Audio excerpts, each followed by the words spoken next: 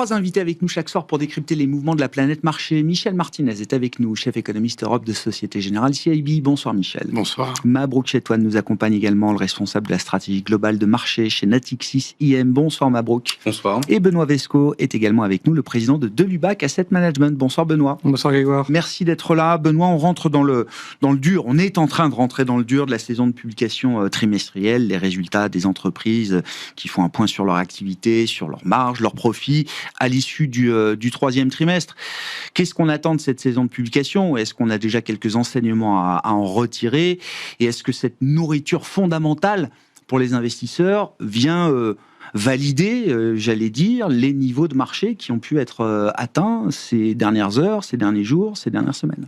C'est vrai que dans un marché qui est au plus haut, quasiment partout, les investisseurs peuvent raisonnablement s'inquiéter, mais quand on regarde effectivement cette saison de résultats, pour le moment, elle est plutôt de bonne facture. Alors, on sanctionne, c'est-à-dire que les moindres déceptions sont vite sanctionnées et de manière assez forte, ça c'est clair. Mais on n'a pas on voit que les entreprises ont plutôt bien géré, notamment aux États-Unis, cette phase, cette guerre des tarifs dont on s'inquiétait tous. Ils l'ont bien anticipé a priori et ils ont bien manœuvré jusqu'à maintenant. On s'inquiète de ces hauts niveaux d'indices, mais quand on regarde les valos et surtout les résultats anticipés pour 2026, ils sont en hausse. Donc, pour le moment, les entreprises délivrent. On n'a pas de raison fondamentale de remettre en cause leurs anticipations. Donc, tout ça fonctionne plutôt pas mal. Et c'est vrai que pour nous, la raison fondamentale de cette hausse des marchés qui peut inquiéter certains, c'est que on a quand même on a retrouvé aux États-Unis un cycle de baisse des taux directeurs. Et c'est quand même le sujet qui va nous porter probablement jusqu'au début de l'année prochaine et qui va soutenir les marchés de manière naturelle.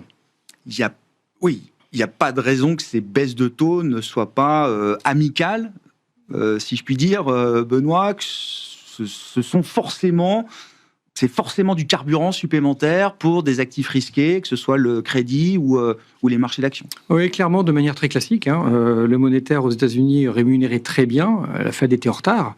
Ces capitaux qui se sont accumulés sur le marché monétaire américain, ils vont devoir se réinvestir progressivement ailleurs. Et ils ont sûrement commencé à le faire. On commence à avoir des mouvements dans ce sens-là. Les vecteurs naturels, ça va être le marché obligataire ou le marché action. Et c'est ce qui explique et ce qui expliquera probablement les hausses à venir dans les prochaines semaines et jusqu'au début de l'année prochaine. Donc là-dessus, on n'a pas d'inquiétude majeure. On pourra se poser des questions sur les moteurs à venir suivants dans les premiers et deuxième trimestres 2026, mais à court terme, pas d'inquiétude majeure et il faut plutôt suivre ce mouvement-là que vouloir le combattre. Ce phénomène de liquidité, banque centrale notamment, avec la Fed qui entre à nouveau en action, Mabrouk, c'est quelque chose de puissant pour la dynamique de marché, pour le momentum de marché. Comme le soulevait Benoît, à ces niveaux de marché, avec le thème de l'IA, on aura sans doute l'occasion d'en dire un mot. Tous les jours, on voit les gros titres de la presse financière qui s'interrogent sur l'idée d'une bulle, est-ce qu'on est en train de revivre 2000, etc., etc. Tant que ces questions existent, j'allais dire, c'est qu'on n'est pas encore en mars 2000. Mais il y a quand même ce phénomène de liquidité qui entretient beaucoup d'appétit pour le risque, pour dire le moins. Au-delà des taux, puisque finalement la question des taux d'intérêt a été réglée dès le mois d'août. Donc au symposium de Jackson Hole, on savait déjà quelle était la trajectoire des taux d'intérêt de la Fed. Ça a été confirmé avec les anticipations, les projections médianes du FOMC. Donc là-dessus, finalement, c'est déjà dans les cours. Donc il n'y a pas véritablement...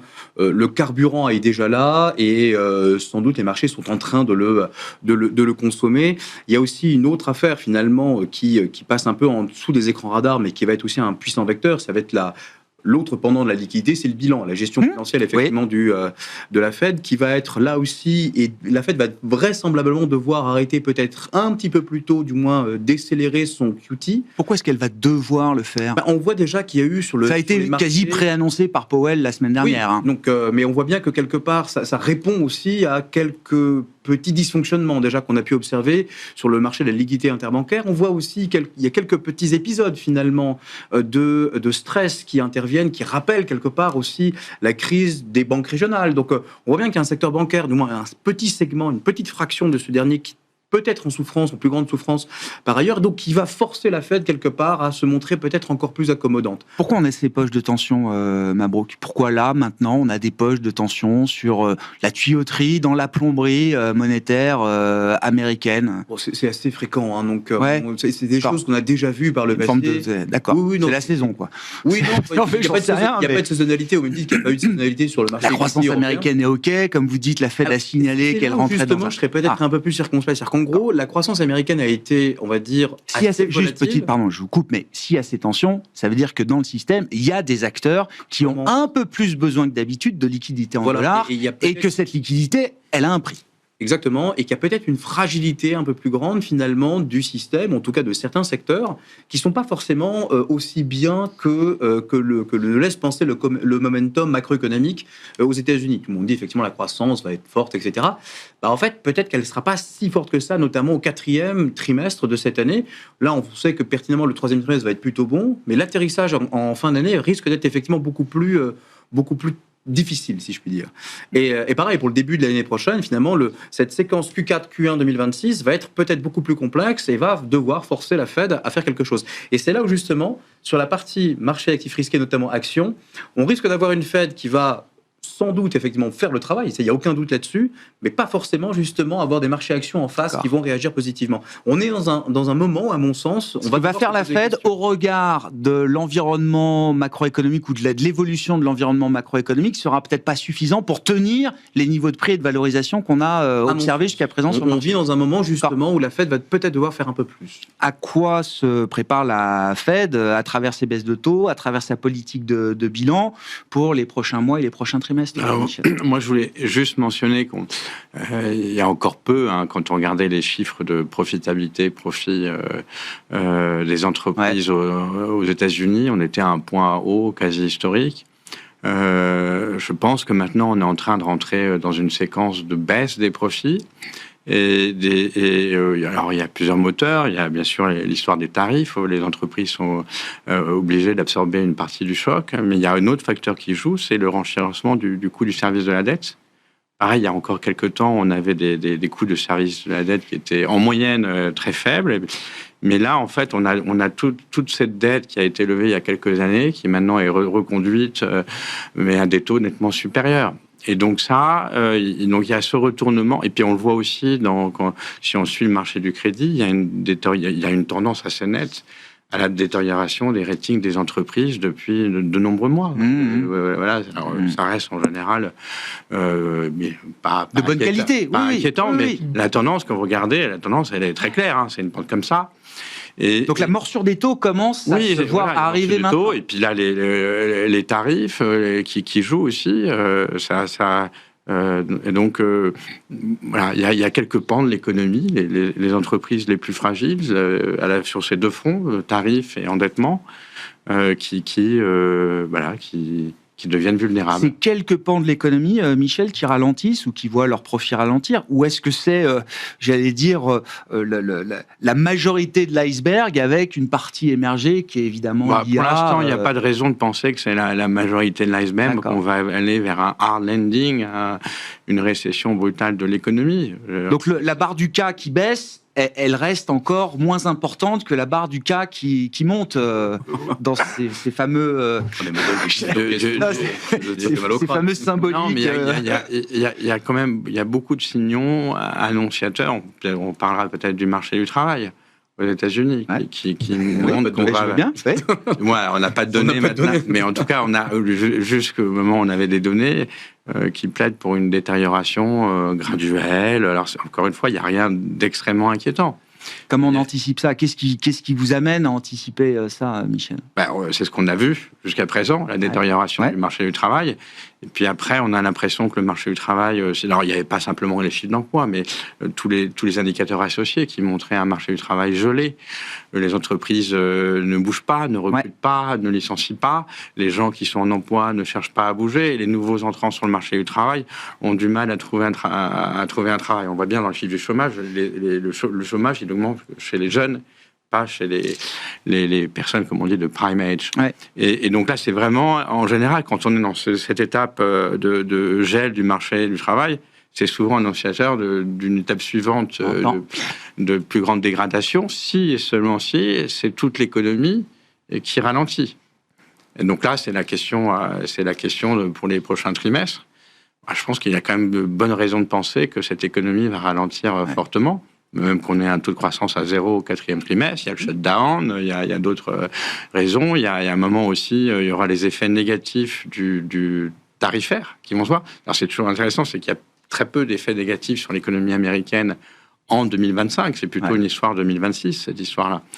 Et donc, on peut aussi rajouter avec l'histoire des tarifs le fait que les prix vont augmenter de 3 à 3,5%. Donc, ça va peser sur le pouvoir d'achat des ménages, la consommation. Bon, voilà, si on a le travail, le pouvoir d'achat. Donc, derrière les dépenses liées à l'IA, il y a quand même des moteurs du côté de l'investissement, de la consommation, qui sont en train de fléchir. Juste rappeler une chose sur l'investissement. Enfin, il faut rappeler aussi les masses mises, les capex du secteur technologique. Mais ça se voit dans les comptes nationaux. Oui. C'est tellement gros. C'est macro. En fait. Oui. Mais voilà, à ce stade, c'est macroéconomique. C'est-à-dire qu'en gros, l'investissement quand vous regardez les comptes nationaux qui progressent à plus de 2% finalement sur une variation trimestrielle, c'est pas possible en fait à ce stade du cycle. Et pourtant, on l'observe aux États-Unis. C'est plus de la moitié de la croissance américaine. Non, mais c'est une contribution très nette et c'est surtout en fait à ce stade. Et c'est pas soutenable. Avec des conditions monétaires telles que l'on connaît, parce qu'en gros, la Fed a tout juste entre guillemets commencé la deuxième phase de ces baisses de taux. On a quand même eu un premier et un deuxième trimestre avec une progression très nette de l'investissement des entreprises.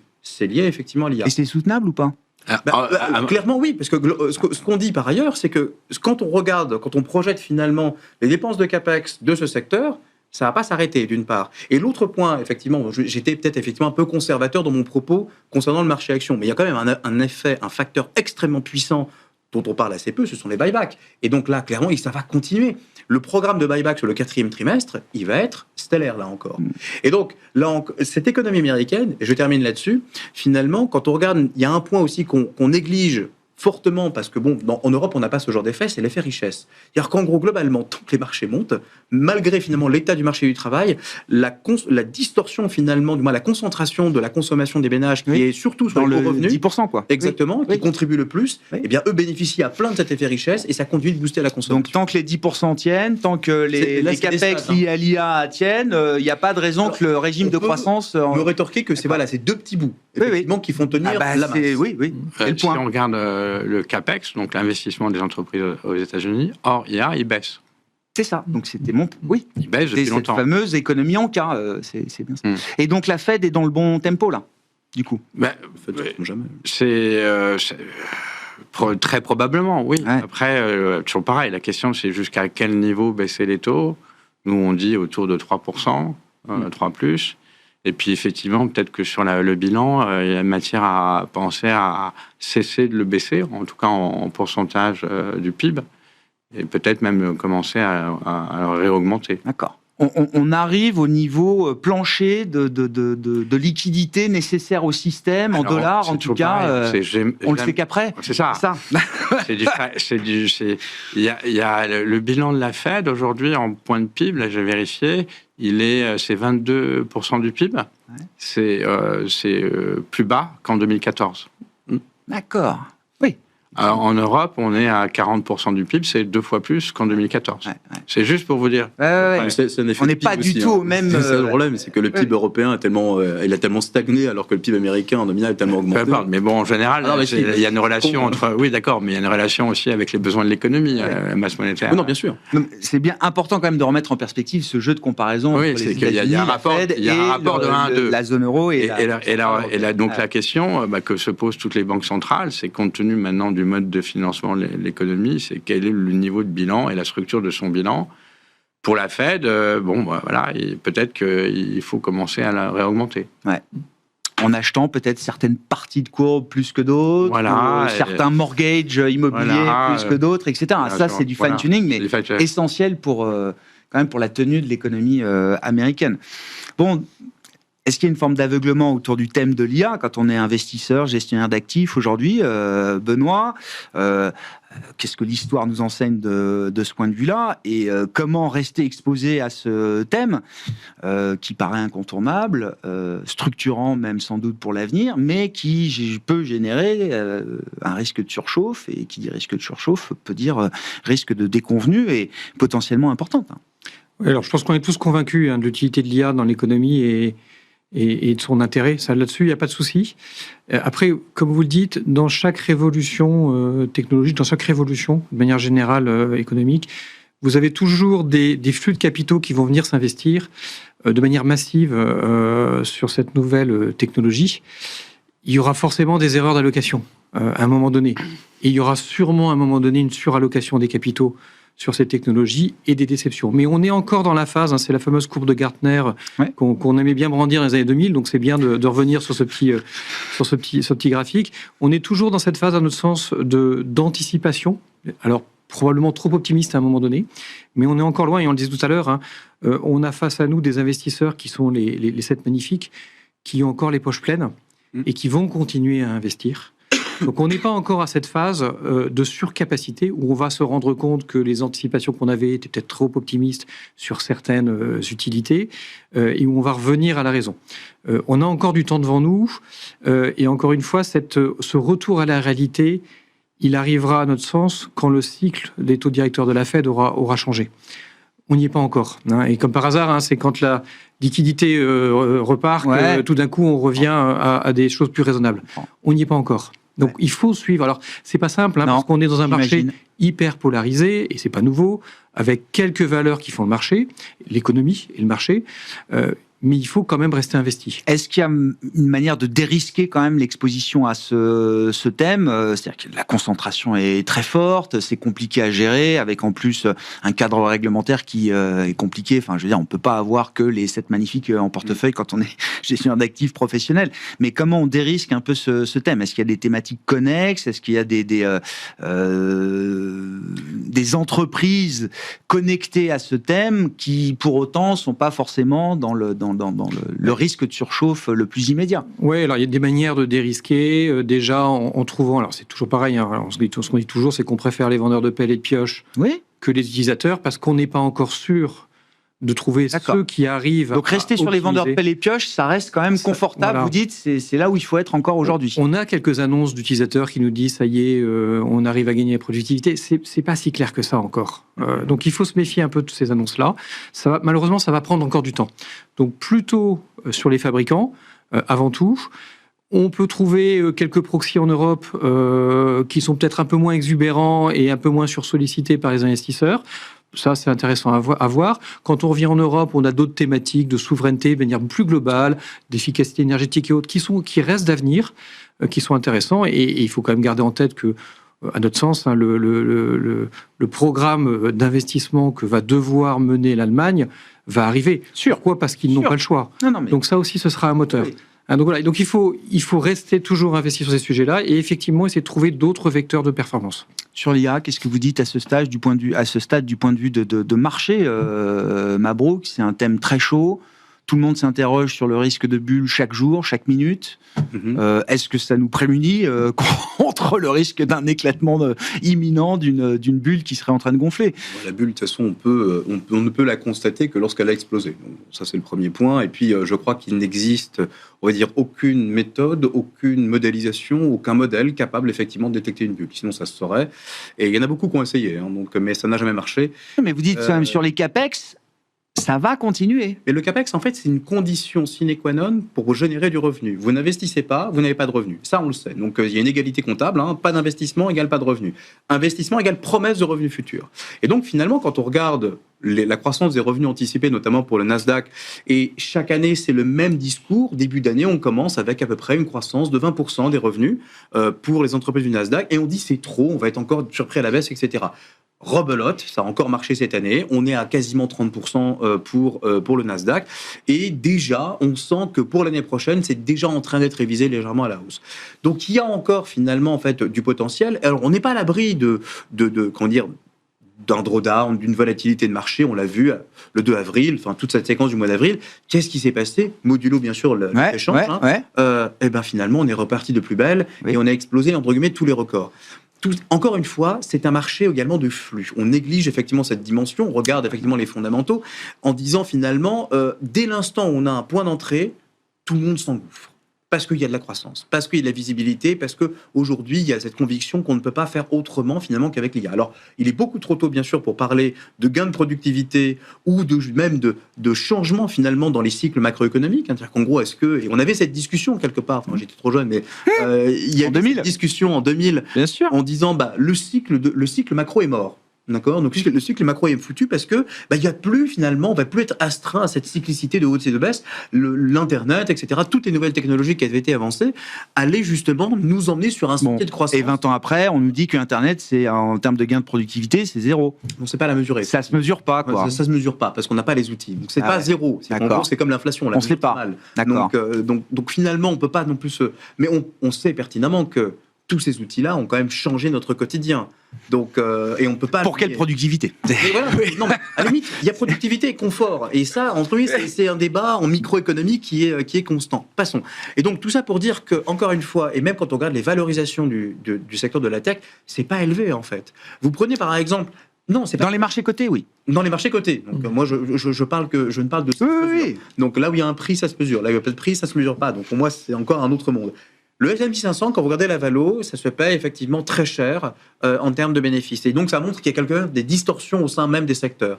Quand vous regardez le Nasdaq, effectivement, tout le monde a ce secteur en tête, ça se paye pas si cher que ça, parce que quand vous regardez la croissance des bénéfices de ces boîtes, c'est juste stratosphérique et c'est pas cher au regard du prix que l'on paye. Donc, nous, on aime bien et on se dit franchement, pour une allocation de long terme, puisqu'en plus on dit que la durée de détention requise pour les actions, c'est 5 ans, on y va et on se prend pas la tête. Bon, parlons de l'Europe, Michel. Où va l'Europe? On a la réunion de la Banque Centrale Européenne la semaine prochaine. Le marché, déjà, depuis un moment, n'attend plus rien ou vraiment pas grand-chose de la Banque Centrale Européenne. Ça commence à bouger. Donc, dans quel sens? C'est la question. J'entendais l'autre jour, je crois, François Villeroy-de-Galhau nous dire que, selon lui, le prochain mouvement de la Banque Centrale Européenne était une nouvelle baisse de taux.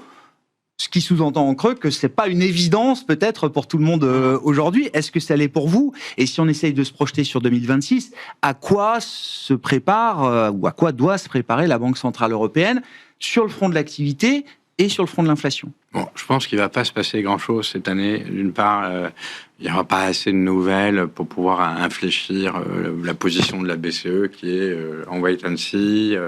On est confortable, bien positionné. Bien positionné pour réagir à toute nouvelle. Mais nous, on pense qu'effectivement, le prochain mouvement, ce sera une baisse des taux en mars 2026.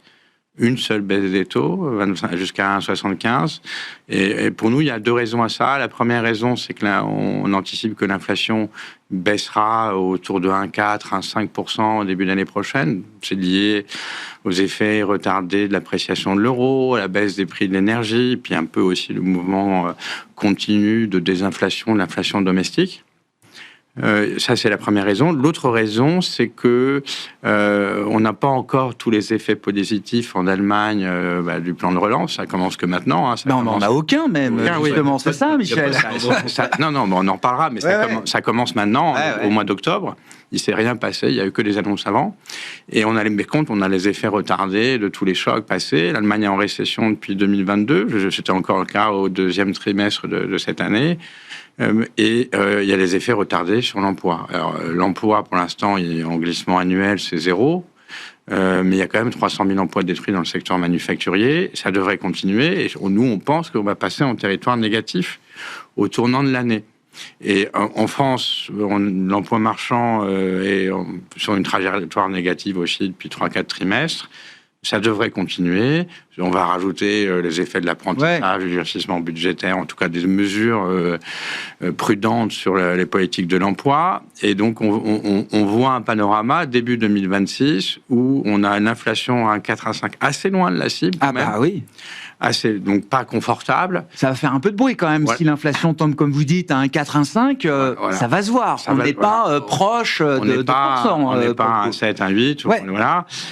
Et puis, l'emploi, concrètement, le taux de chômage qui monte en Allemagne et puis en France, et puis avec autour de ça d'autres annonces de difficultés dans le secteur manufacturier allemand. Donc pour nous, ça c'est le panorama du début d'année 2026. Maintenant, si on essaye de voir un peu plus loin, on est relativement optimiste, comme tout le monde, hein, comme tous les prévisionnistes sur l'Europe. Et là, il y a 3 facteurs. Il y a le plan de relance en Allemagne qui est conséquent. On parle de plus d'1 point de PIB de relance, plutôt 1,5 point de PIB de relance entre 2024 et 2026. Sachant que les effets vont se concentrer en 2026, au début 2026 et au-delà. Hein. Et c'est le premier facteur. L'Allemagne était à 0 depuis 3 ans. Si elle passe à 1% de croissance et plus, le gouvernement allemand prévoit 1,3% de croissance. Il a été systématiquement pessimiste, hors période de crise, choc imprévu. Donc, il est en général prudent. Donc, voilà, on passe de 0 à 1,3%. Et donc, peut-être à 1,5, quoi. Voilà, il y aura des effets d'entraînement sur le reste de l'Europe. Et il y a 2 autres raisons. L'autre raison, c'est la stabilisation dans l'immobilier en Europe.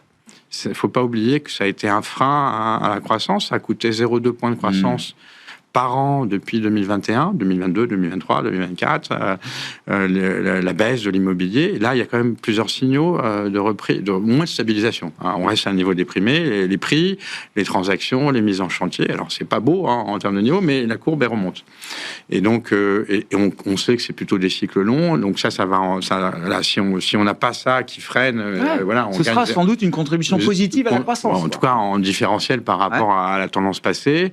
Et ça, en plus, a des effets induits sur la consommation et l'épargne. Et sachant que la consommation, s'il y a une désinflation, elle devrait être très correcte aussi. La consommation, d'ailleurs, qui est déjà le moteur principal de la croissance en Europe, on est à 1,3 à 1,4% de croissance l'an. Bon, pour l'Europe, c'est bien, quoi. Et ça donne une très forte hétérogénéité. Oui. C'est ça le problème. C'est-à-dire qu'en gros, il n'y a pas de conso en France. Donc, c'est ça qui est quand même assez stupéfiant. Oui. Et voilà. Donc, ce qui est intéressant, c'est quand sur l'Europe, pour finir là-dessus, sur les perspectives à moyen terme, en moyenne annuelle, quand on regarde les prévisions des économistes, tout le monde est confiant. Enfin, l'écart entre le plus... c'est intéressant. C'est à peu près les mêmes histoires. On est allé... On a perdu tellement de terrain qu'à un moment, c'est un peu l'histoire du fond de la piscine, Michel. Oui, il y a un peu... On ne peut n'être que confiance sur... Il y a l'histoire, le fond de la piscine, par exemple, pour l'immobilier, c'est le cas. Ouais. Je pense qu'il y a aussi... Et la relance allemande, c'est un vrai game changer. C'est un changement. Ouais. Et vous parliez de l'Europe tout à l'heure, effectivement, comme territoire d'investissement... L'idée qu'une surperformance des actions européennes est toujours possible, c'est ce qu'on observe d'ailleurs, corrigé du dollar, il n'y a pas à rougir par rapport aux performances des indices américains. C'est une histoire qui continue devant nous encore. Il y a de l'appétit, les flux reviennent aussi. Enfin, c'est un vrai regain d'intérêt pour l'Europe sur des thématiques un peu clés, alors autour de la relance allemande, de la défense, la transition aussi peut-être climatique. Ça, c'est des thèmes qui résonnent dans l'esprit des investisseurs aujourd'hui. Oui, ça a quand même évolué, puisque l'année qu'on vient de vivre, elle a, alors le change aidant, a quand même remis en avant les performances européennes pour les investisseurs en zone euro. Donc ça a quand même un peu rebattu les cartes. Les investisseurs continueront à regarder les États-Unis, évidemment, dans les portefeuilles, et c'est normal, ça reste le marché directeur, mais l'Europe a retrouvé des couleurs. Et comme on le disait, de toute façon, un pays comme l'Allemagne n'a pas le choix économiquement et a les moyens. Donc on a du mal à imaginer qu'à un moment donné, on ne relance pas. Le seul risque dans ce cadre-là, c'est un retard à l'allumage. Bon, ça, on sait faire aussi en Europe. On n'est pas toujours suffisamment rapide et efficace, mais... À part ça, il y aura, il y a les réserves en Allemagne. C'est un peu le seul pays qui a les réserves, oui. Mais elles y sont.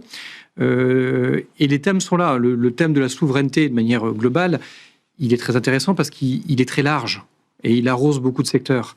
Donc là, c'est vraiment créateur de valeur. Et ça peut être créateur. En tout cas, ça peut ramener de la valeur en Europe qu'on a probablement trop laissé partir aux États-Unis en particulier. Donc là, il y a vraiment quelque chose. Après, retard à l'allumage, parce qu'on voit bien que la gouvernance européenne n'est pas d'une grande efficacité. Là, l'intérêt, c'est que les moyens sont entre les mains d'un pays. Oui. Donc on peut imaginer que ça sera un peu plus rapide et que l'Europe embrayera dans un second temps en y mettant aussi quelques moyens, mais qui seront pas de la même ampleur. Le marché a dans quelle mesure est-ce que le marché a déjà anticipé tout ou partie de ce qu'on décrit là, c'est-à-dire la cote allemande, le MDAX, etc. Enfin, tous ces indices-là, ou toutes ces parties de marché-là sont déjà sollicitées depuis de nombreux mois, et depuis mars 2025, en l'occurrence, pour l'Allemagne. Celui qui a probablement qui a déjà beaucoup anticipé et dont il faut peut-être un petit peu se méfier, c'est le secteur de la défense pure. Ouais. Parce que là, il y a déjà eu beaucoup de bonnes nouvelles et la difficulté de ce secteur-là, c'est qu'il y a eu beaucoup de bonnes nouvelles et que les acteurs attendent les carnets de commandes. Ou plutôt, il y a des promesses de commandes et la réalité dans les carnets de commandes, elle n'est pas encore là. Donc ça, je pense qu'il faut peut-être rester prudent. Sur le reste, je pense qu'on n'a pas encore vu grand-chose et qu'on n'a pas anticipé tant que ça parce qu'on n'a pas encore l'exacte teneur de ces moyens qui vont être déployés. Donc on a encore des marges de manœuvre en Europe, ça c'est sûr. Il y aura des surprises positives sur le plan allemand, les effets du plan allemand, les déboursements, le soutien que ça va apporter alors à l'Allemagne bien sûr, mais peut-être avec quelques effets de bord aussi à d'autres pays. Mabrouk. Alors au-delà de l'Allemagne, juste revenir sur cette notion de confort de la BCE, moi qui me sidère, puisque globalement tout le monde projette effectivement une inflation sous la cible, une reprise qu'on peut qualifié de médiocre parce qu'elle pèse au potentiel globalement. Et quand on regarde finalement les enquêtes de la Commission européenne, c'est quoi les facteurs bloquants finalement au niveau de la production? Il y en a deux, c'est la faiblesse de la demande qui est structurellement trop faible en Europe et le niveau des taux. C'est-à-dire qu'en gros, il n'y a pas d'investissement. En Allemagne, depuis 2022, alors on sait pourquoi il n'y a pas d'investissement. En France, il n'y a pas d'investissement. Et on l'a dit tout à l'heure, l'investissement, c'est la condition sine qua non de la croissance. Je vois mal comment on peut générer de la croissance, à moins effectivement de faire du déficit. Mais ça arrive. Oui, ça arrive. Mais ça arrive pas au bon moment, entre guillemets, encore une fois. Dans les pays frugaux, les déficits vont augmenter. En Allemagne, aux Pays-Bas, ailleurs aussi. Aux Pays-Bas, ça reste à voir. Donc là encore, les Pays-Bas, le jour où ils feront du déficit, franchement, j'aimerais bien voir ça. Ils sont en train de réduire l'excédent de façon colossale. Voilà. Oui, ils réduisent un excédent. Mais le problème, c'est quoi? Ils avaient un excédent à 1,5 PIB, mais il a zéro là. D'accord, mais c'est combien les Pays-Bas? Ils ont déjà consommé 1,5 point. Oui, mais le poids des Pays-Bas, finalement, à la zone euro. D'accord, non, mais c'est le signal que ça envoie. Un signal, très bien, mais des signaux, il y en a eu des tonnes, entre guillemets, l'exécution pêche à chaque fois. Et c'est ça le problème. C'est-à-dire qu'en gros, on est là avec plein de bons sentiments et des bons plans et des bonnes idées, encore une fois. Hein. Mais finalement, l'exécution est toujours tardive, alors même qu'aux États-Unis, et je ne suis pas pro-américain par ailleurs, mais on voit bien que lorsqu'ils ont un plan, aussi bon ou mauvais soit-il, ça exécute, ça délivre. Et c'est ça, en fait, le problème, en fait, en Europe. Et c'est pour ça que je suis... Alors, il faudrait combien de baisses de taux de la BCE, alors moi, non, la BCE... Michel, chez SocGen, nous dit une en mars 2026, et après, l'histoire change. Non, mais je suis d'accord avec Michel sur il y aura une baisse de taux, et moi, je pense peut-être qu'elle peut arriver un peu plus tôt. Non, mais en fait, il faut envoyer un signal. Et globalement, en fait, les conditions monétaires aujourd'hui, à 2%, on est sur la neutralité monétaire. On n'est pas sur la... On n'est pas accommodant. On n'est pas accommodant. Et comment voulez-vous qu'on progresse davantage si on n'est pas accommodant? On n'y arrivera pas. Donc, du coup, à un moment donné, il faut... La reprise immobilière, honnêtement... là aussi, c'est très en dents de scie. Et honnêtement, si on maintient ces niveaux de taux d'intérêt, ça reprendra pas. Je suis beaucoup plus circonspect. Et tant qu'on n'aura pas cet alignement, ce policy mix qu'ont les États-Unis... Comment vous voyez la BCE gérer ces différents horizons de temps là, effectivement? Donc il y a l'immédiateté, l'intervalle, avec ce creux d'inflation là, qu'il va falloir accompagner d'une manière ou d'une autre. Est-ce que ce sera en décembre? Est-ce que ce sera en mars? On verra. Et ensuite, vous dites, il y a cet avenir beaucoup plus positif qui fait consensus d'ailleurs. Après, on envisage que la BCE remontera ses taux dès décembre 2026 et puis après, au-delà de 2027. Alors qu'est-ce qui va se passer entre mars 2026 et décembre 2026, Michel? En pause. Le plan allemand? Ouais, oui, mais qu'est-ce qui va se passer qui la fera changer 6 mois après ça baisse de taux? Il y a plusieurs... Il y a les effets de tous les facteurs que j'ai mentionnés qui vont booster la croissance. Et alors, nous, on a une vision d'une croissance potentielle extrêmement faible en Europe parce qu'on a une population en âge de travailler qui décroît. Donc, même si on fait des gains de productivité à 0,8 ou 1%, comme le force de travail décroît, le potentiel il est inférieur à ça. Donc, dès qu'on fait 1% de croissance, le taux de chômage il baisse. On est max, ouais. Et c'est ce qu'on observe depuis 3 ans. On a 0,7% de croissance et le taux de chômage, il baisse. Donc, dès que vous faites plus de 0,7% de croissance, là, si on a 1,2% de croissance les prochaines années... Ça veut dire que la croissance va très vite être à nouveau inflationniste? Oui. Alors, en tout cas, c'est notre vision. C'est notre vision. Et donc, nous, on pense au plan de relance en Allemagne. D'ailleurs, probablement qu'il y aura Quand on regarde, quand il y a des plans de relance, en général, il y a un impact en volume et un impact en prix. Peut-être que l'impact prix sera plus important que l'impact volume par rapport à ce qu'on a observé dans le passé. Parce qu'on n'aura pas les capacités de produire. Exactement. Là, on pense en Allemagne aux dépenses d'infrastructures. On sait que c'est un secteur ça a été mentionné, très peu investi. Donc, il n'y a pas les forces de travail, les capacités aujourd'hui. Donc, peut-être qu'il y aura un impact sur les prix plus élevé que d'habitude. Le vieillissement démographique. Encore une fois, je le répète, hors flux migratoire exceptionnel, genre guerre au pourtour de l'Europe, la population en âge de travailler baisse. Oui. C'est factuel. C'est factuel. Et, et donc ça, s'il n'y a pas de guerre au pourtour de l'Europe dans les prochaines années, voilà, il y aura un effet mécanique sur le pouvoir de négociation des salariés, la baisse du chômage et les salaires réels. Et le troisième facteur, c'est le changement climatique. Et là, c'est c'est la greenflation, alors. Voilà. Ah. Et là c'est en discussion actuellement. Ça va être encore à la fin de la semaine au Conseil européen. Les objectifs de réduction de gaz à effet de serre 2035-2040 et le mécanisme du deuxième mécanisme de marché carbone ETS2. On a créé un marché carbone il y a longtemps, début des années 2000, qui concernait l'industrie. La plus consommatrice, hein, c'est ça. Voilà, la plus consommatrice. D'accord, la plus intensive. C'est 60% des émissions à peu près. Okay. Et plutôt 40% des émissions. Et ce marché des crédits carbone, on va l'élargir donc à d'autres secteurs. Voilà, et on va y inclure tout ce qui est transport, en particulier transport routier, et puis bâtiment. Et donc quand je dis bâtiment, ce sont les factures énergétiques. Et le mécanisme tel qu'il a été conçu et voté, il a été voté en 2022 par le Parlement européen et donc passé dans la loi par tous les pays européens. C'était avant que les prix d'énergie augmentent. J'entends. Et ce mécanisme, tel qu'il est conçu, pourrait conduire à une hausse de la facture énergétique pour les ménages et les entreprises de 25 à 35% en cumulé entre 2027 et 2030. Mais ça appartient au passé. Comment on fait de la croissance avec ça? Ça appartient au passé, ça, Michel. Vous le dites vous-même, ça a été voté avant l'explosion des prix de l'énergie liée à la guerre on va regarder de la Russie en Ukraine. On va regarder quelle va être la séquence politique. Ça a été. C'est un peu comme en France. Il y a une situation par défaut qui est ce qu'elle est, et tant qu'on n'arrive pas à se mettre d'accord, elle reste par défaut. Voilà. Oui, je comprends. C'est un désastre. Mais alors quand on fait chacun son rôle. Voilà, quand on regarde ça, alors après, effectivement, il peut y avoir un impact. Nous, on voit un impact inflationniste, ça rend pas énorme, mais l'inflation pourra monter à 2,5, et puis en moyenne légèrement en dessous. D'accord. Et puis, alors, c'est pas l'inflation conséquente, mais quand on accumule tous ces mécanismes, mais il y a peut-être aussi des impacts positifs sur la croissance de vouloir être vertueux dans ce type de secteur. Oui. C'est pas que négatif. Oui, c'est ça. À terme, ça reste une bonne voie. Non, mais on est d'accord là-dessus. Moi, je suis persuadé, oui. L'investissement dans le climat et contre le changement climatique, ça reste. Il y a deux effets. Il y a un effet négatif sur la conso, parce que c'est toujours le consommateur, in fine, qui doit payer la facture, parce qu'il y a des investissements. Mais après, il y a quelques secteurs porteurs. Et puis, in fine, il y a normalement une plus grande efficacité énergétique de l'économie. Si un jour, il y avait beaucoup de renouvelables, 80% d'énergie renouvelable en Europe, le coût marginal de cette énergie, il est quasiment nul. Voilà, donc, in fine... Donc, on retrouverait un avantage énergétique. Mais on parle de très, très long terme, là. Merci beaucoup, messieurs, pour cette discussion. On s'arrêtera là ce soir. Michel Martinez, Société Générale CIB, Benoît Vesco de Lubac Asset Management et Mabrouk Chetouane, Natixis IM.